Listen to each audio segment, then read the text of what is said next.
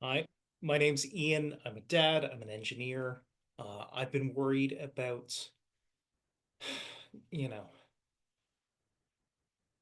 hydrogen. Is it all hype? What can batteries do? I've been worried about really clear, meaningful change, meaningful progress on addressing climate change. And I've been feeling better because I've been learning about NH3, nitrogen and hydrogen. Uh, it's pretty easy to make with green power. Nitrogen, it's the air's 78% nitrogen, and hydrogen you can get from electrolysis, splitting water into oxygen and hydrogen. And together, NH3 can be used as a liquid fuel. So we can take green power and make a liquid fuel.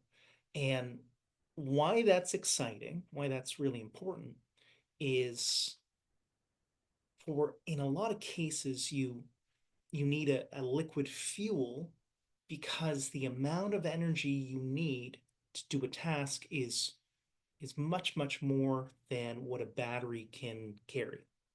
Uh, it's it's not something they advertise a lot. It's not something they talk about a lot. But a liter of gasoline, a gallon of gasoline, has 36 times, 36 times more energy than a liter of batteries. So if you want to do something that needs a lot of energy and you don't want to be recharging all the time, you want a liquid fuel. So, for example, ships, the big ships that go across the ocean, they're 3% of all greenhouse gas emissions, and they're at sea for days. So, lithium batteries just are not practical. They're we're nowhere near that. It's We're miles away from that, and nobody's even talking about that ever ever happening with any of the battery technology anyone's ever proposed, right? But a liquid that we can make simply and easily, that we understand well, they're doing it. They're doing it. So it might not be something talked about on the nightly news, but people are working on this, and that makes me feel pretty positive. So, one of the things about fueling a ship, right? It's a lot of fuel. It's a lot of fuel. And doing that safely is something people in heavy industry are actually quite serious about. Um, this is about 100 years ago in Boston, a tank of molasses, the stuff that comes used in cooking. Um, they had a big tank, 2.3 million gallons, and it burst. So this sugary cooking ingredient killed 21 people. Tragedy, but people in this world are very aware of the risks and very responsible. And so I'm going to take you through something that they've been studying. So, again, bunkering ammonia or safely transferring fuel to ships. How do we do that safely? Well, in Singapore, they were doing a bunch of tests to determine if they could safely do this, what were the risks. And the headline of this article I came across was, it's not as dangerous as they had worried. Again, makes me feel a little bit positive. Okay, are we sure? So let me take you through what they were talking about. They were particularly concerned about the connection points. They figured these would be the weak links in the fueling system, the hoses and the manifold, stuff like that. So in testing, they beat them up. They tried to get them to burst. They tried to get them to crack. They tried to get them to break. And the hoses, the manifolds, they're quite robust. They're tough. And so the risk, the probability of these things breaking is a lot less than they had worried. Another thing they were worried about was quick release connections. They were worried when you do a quick release, um, if you're at a gas station and you accidentally drove away with still connected with the hose in your car, it will just release. Well, they have things like that. Picture you've got a boat and it's not anchored, it's not tethered properly, and it drips away, right? You want things to disconnect safely rather than pulling a hole in a big tank. Well, when they were testing these quick release things, they found out that they were quite tight seals. So after it releases, it's not leaking a bunch of ammonia everywhere. It's not the risk they'd worried it was. Now, you only know after testing, right? So they're going to continue testing, but based on what they've seen, Singapore is feeling really positive about having a whole lot of ammonia available for ships for sale in their harbor. Singapore is not worried that this is a huge risk to their community. They're testing, they think it's going to be safe. And it's going to be green, right? I mean, we're looking for solutions here. So different bodies are going to do these sorts of tests and these types of engineering studies. Uh, Largely, this is going to happen through class societies. Class, it's the word that means the people that regulate ships. There's a number of different societies, uh, but they're big. They've been around a long time, um, and they're pretty well respected. So the American Bureau of Shipping, they have a guideline for ammonia bunkering. I'm going to take you through some of the details of it. It's pretty new. Um, let's start.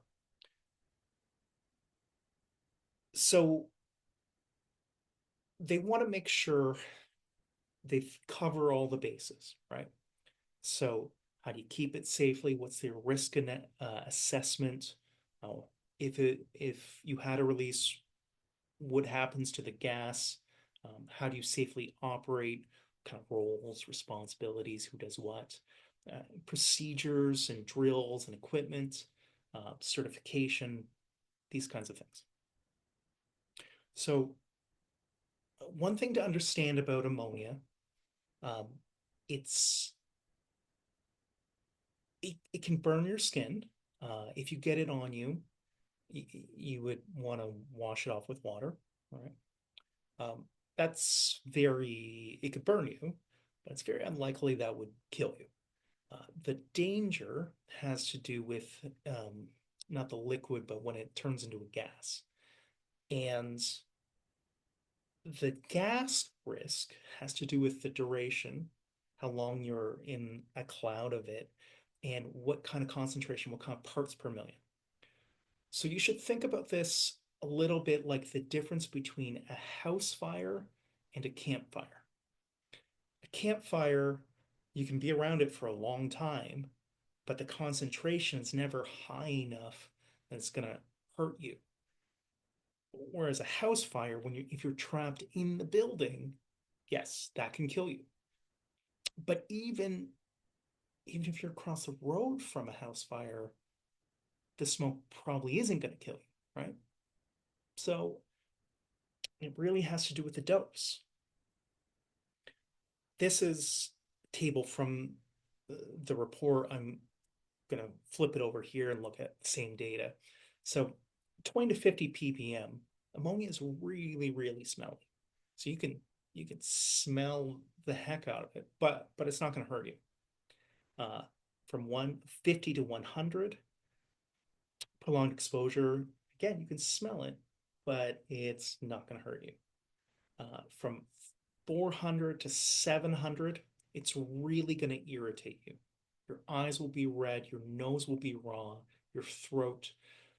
How ammonia, initially you feel it, it tries to suck water out of anything wet. It really is attracted to water. So it's drying out your eyes, it's drying out your sinuses, right? From 2000 to 3000 ppm, in under 30 minutes could kill you. In 1 minute, probably you'll be okay, but like a house fire, it's about getting out and getting safe, or getting a mask on or something like that. And from 5,000 to 10,000 ppm, okay, now it's gonna you're gonna asphyxiate pretty fast. So the concentration matters. But let's compare this to other things just so you have a frame of reference how relatively dangerous this is. So methane, I've got a gas barbecue, 1000 ppm. A gas leak in your house, you're sleeping, you don't notice. Yeah, you can absolutely asphyxiate. But gasoline. Now, sometimes people call gasoline non-toxic, and that's inaccurate. Gasoline doesn't burn your skin, but if you inhale gasoline, it causes brain damage, right? It makes you feel super loopy, drunk, right? So 300 ppm of gasoline is real danger zone. Methanol, that's wood alcohol, right? They're considering it as another potential green fuel. Well, 200 ppm, right? It's wood alcohol, makes you go blind, right? Carbon monoxide, a house fire, a campfire, they have both smoke and carbon monoxide in them. Both are dangerous. Most of the time, they believe it's the carbon monoxide that gets people, right? So carbon monoxide at 50 ppm, right? 10 times less than ammonia. Well, actually, probably 100 times less than ammonia. It's gonna suffocate you. Okay, so in ammonia you can smell, right? Ammonia you know to get out. Carbon monoxide, it's silent. You don't know what's there until you drop dead. And chlorine, right? Ammonia, it's a scary cleaning product. Well, 1 ppm of chlorine, that's what's dangerous. So it all has to do with dose. It all has to do with dose, right? I'm not afraid of public swimming pools. Um, I'm not afraid of drinking tap water. They have chlorine in them. It's just it matters how could you possibly end up in a giant cloud of this? So, like, one of the things about ammonia we should understand, we should sort of start with is we use 5 million barrels of ammonia every day. We use 100 million barrels of oil, 5 million barrels of ammonia. We use a lot of ammonia. Um, so there's already a ton of guidelines on this, a ton of safety history, etc. The difference here, using it as fuel, you're going to use more of it. Different people are going to use it. It's going to be in a different part of the ship, right?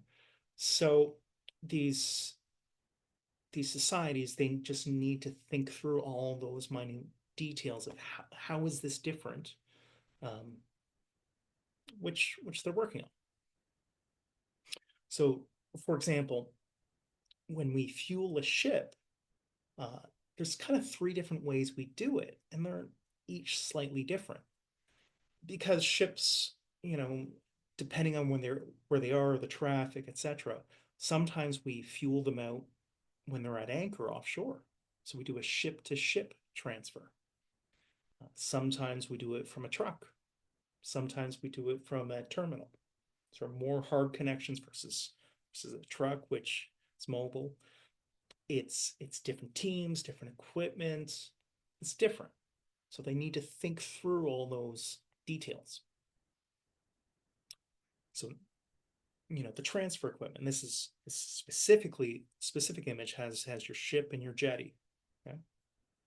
Um, so you've got your uh, safety valves, you've got your quick releases, you would have trips which would turn off pumps if they detected a pressure weird thing happening. You've got surge drums to absorb any, I don't know if you notice this in your house, like a water hammer. You don't want that beating up your pipes or putting anyone at risk. So you put a surge drum in. This is all equipment that's been developed, but they're going to test it with ammonia and see how it works. Um, Ammonia at room temperature wants to be a gas. But like propane, if you put it in a tank under a little bit of pressure, you can keep it as liquid. So at room temperature, it's sort of champagne bottle pressure. Um, if you get it a bit colder, it's like water tap pressure, and then down to minus 33, it's just a liquid, zero pressure. Right? So the temperature and pressure relationship um, matters when you're fueling because you want to know, okay, is the ship going to keep the fuel refrigerated or not? Right? What what are we transferring to and from? So, for example, if you're transferring from a pressurized vessel to another pressurized vessel, okay, they're sort of at equilibrium. So your pumps are rated for certain values, and you need to make sure that as you add fuel to one side, you have a back so that the gas can go back to the other side, so it stays in balance. Refrigerate are pressurized. So you're going to take something that's cold under no pressure and put into something that's pressurized. Okay, so that's like trying to fill a champagne bottle.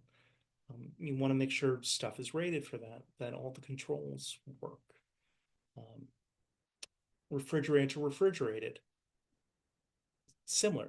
It's just got to make sure everything's working the way it's supposed to. That you have chillers in case like you don't want to put something hot into something cold, right? So flush the line, or what do we need to do to make sure this is safe? Similarly, the personnel plan for when you're fueling ammonia, who stands where? Uh, if there's emergency rescue people, where are they? Do you call them in advance and say, okay, you know, be on standby in case something happens? Do you cordon off the area so no random people are wandering through and tripping over lines that are full of refrigerated ammonia? You know, it's it's just safety. Anyone who's worked in heavy industry, like mining uses a ton of cyanide. You just you have a plan, you be safe, you follow the plan. So, like some of the dangers to people, I think I mentioned this. Um, it will burn your skin if you touched it. So, are people wearing rubber gloves?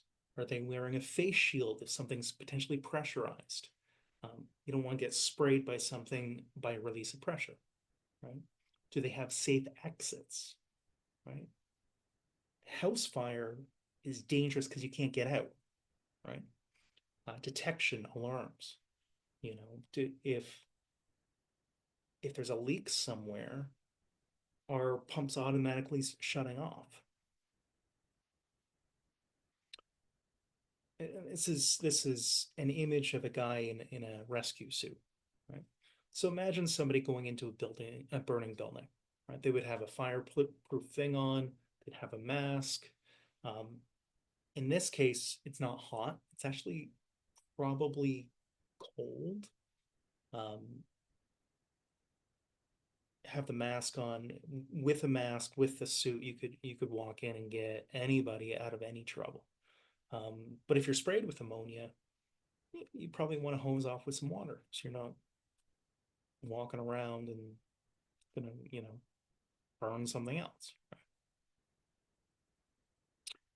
So another thing ABS is going to do is they're going to try to standardize, right? So in Los Angeles, you're going to be doing the same thing as you would in Boston. So the ship, wherever it went, it would have the same procedures, right? The safety checks, the all that kind of stuff, right? So NH3, green ammonia as fuel. It's it's not so dangerous. It's low pressure. I didn't focus on this much, but it's a very low risk of fire or explosion, uh, much less than other fuels. Um, it's not cryogenic. It's not super cold. Minus 33 is it's not that cold. So metal isn't getting fatigued. If you got minus 33 on you, it's not like liquid nitrogen, right? Like it low risk of frostbite, right? In their testing, they figured out it's a very low risk of a large release of ammonia. There's even a low risk of a small release.